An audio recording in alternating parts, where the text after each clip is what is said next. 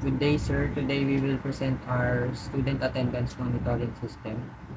So dito po ina-access po natin yung system gamit yung virtual machine.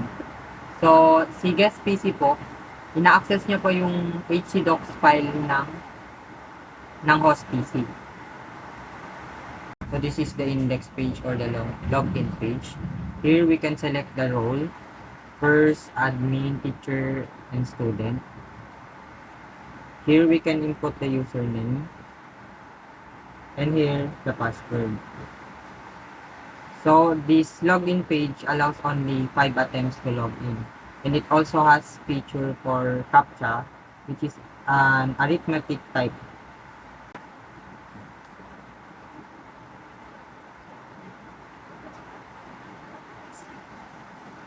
Here is the dashboard. As you can see, we have the cards for total student, total teachers, and total subjects. Lastly, the attendance marked today. We can see here also the recent activities or the activity logs.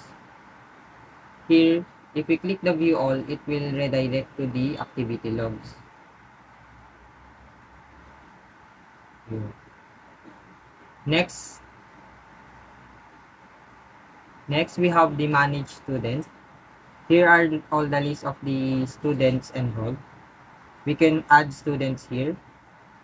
The username, the password, the student ID, the email, first name, last name, enroll date, birth date, sex, address, contact number, and guardian name. We can also edit the student's information here. Also, we can delete the students. Next is the manage teachers. In the manage teacher page, contains all the teachers available. We can also add teachers, and we can edit them. We also can delete these teachers. Next is the manage subjects. In the manage subject, we have the list of the subjects, the subject code, the description. We can also add the subject here, the subject code, and the description. We can also enroll student to specific subjects. For example, here.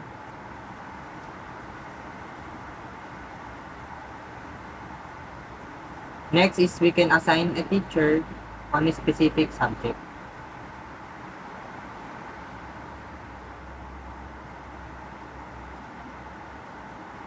We can also edit the subject's information and delete some subjects. Here in the subject details, we can click on the subjects and it will show the information it has. The subject code, the teacher assigned in that subject, and the enrolled students in that subject. We can also unassign the teacher and unenroll the students. Next is the view attendance record.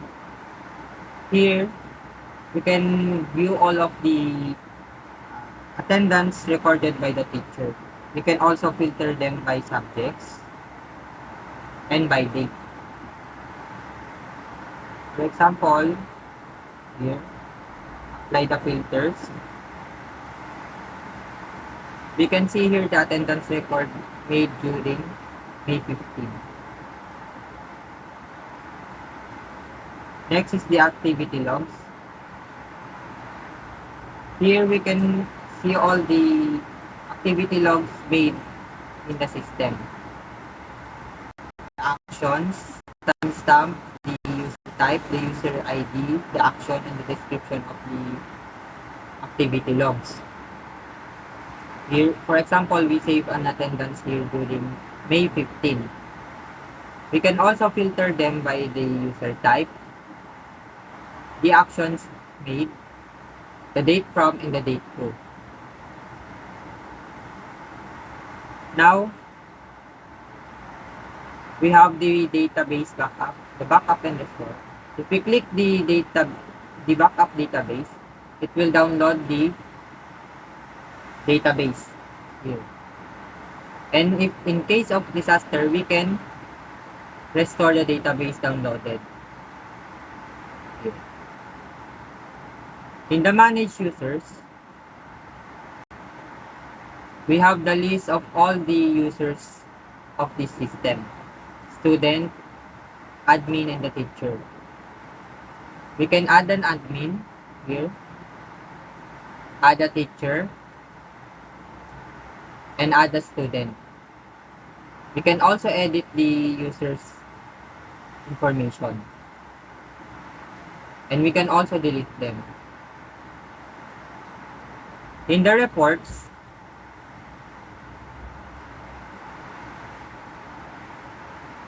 we can filter out all of the reports we want based on subject, teachers, and enroll date. We can also export it to an Excel file.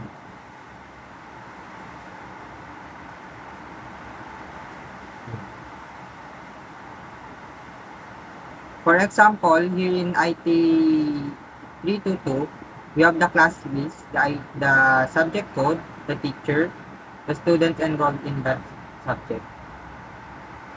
That's all for the admin. Now we can log out. So, ayun po. Sa teacher page naman po tayo. Maglalagin, teacher, Maria, Santos. Password is 5.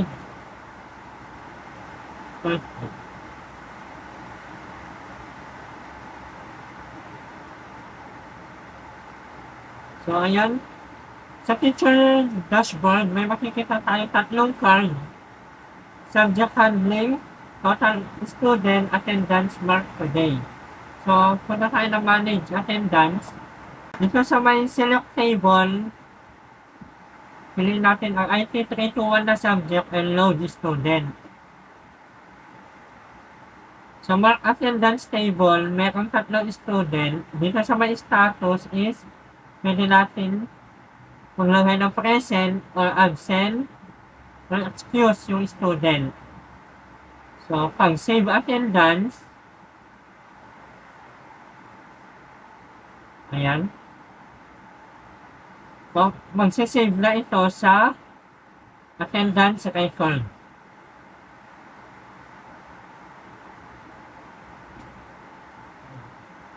I-choose din natin ang subject. And view record. Ayan. Makikita mo dito yung mga nilagyan mo ng status. Ito, absent, present, and may date na rin na nakalagay. So, pag may records ka na pwede mo rin siyang i-print. Dito, print record button. Ayan. Ayan. Ito na yung records mo. Print record. Pwede mo na siya i-print. Ganon din sa manage attendance. Pwede mag-choose ka muna na subject, load student.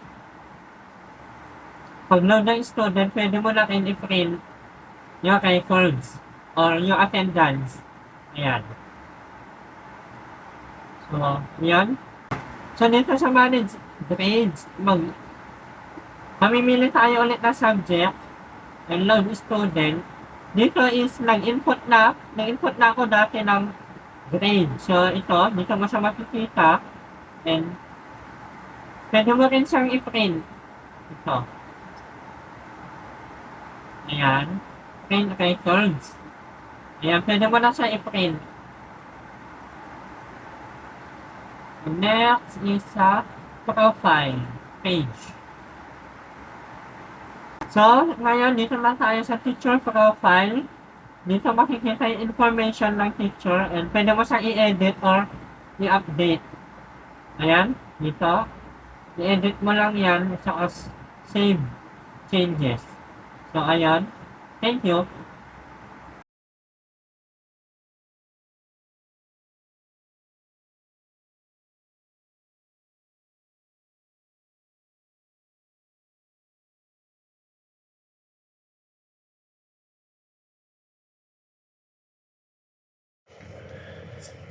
Student Dashboard Page. Sa Student Dashboard Page, makikita ng estudyante ang 4 na cards na nagpapakita ng importanteng impormasyon. Yung mga subjects na naka-enroll siya, yung total attendance percentage niya, ilang beses na siyang pumasok, present, at ilang beses siyang absent. Quick overview ito para malaman agad ng estudyante kung kamusta na ang performance niya sa klase.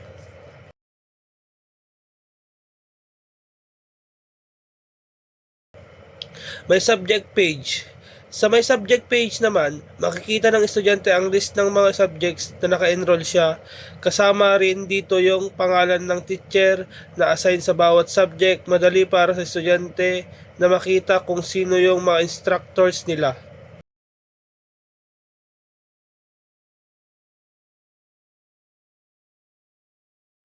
May attendance page.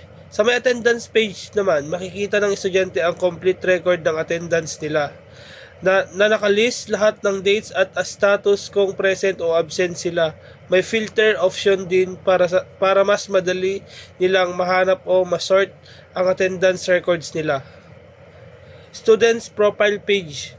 Sa student profile page, pwedeng i-view at i-edit ng estudyante ang kanilang personal information gaya ng name, contact details, and profile pictures. Dito nila na-check kung updated ang info nila.